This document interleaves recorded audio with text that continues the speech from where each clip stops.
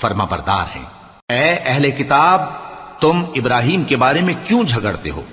حالانکہ تورات اور انجیل ان کے بعد اتری ہیں اور وہ پہلے ہو چکے، تو کیا تم عقل نہیں رکھتے؟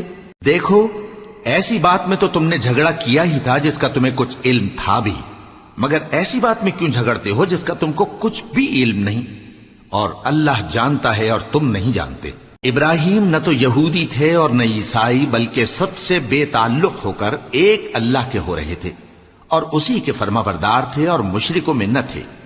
ابراہیم سے زیادہ قرب رکھنے والے تو وہ لوگ ہیں جو ان کی پیروی کرتے رہے، اور یہ پیغمبر آخر الزماں صلی اللہ علیہ وآلہ وسلم اور وہ لوگ جو ایمان لائے ہیں، اور اللہ مومنوں کا کارساز ہے۔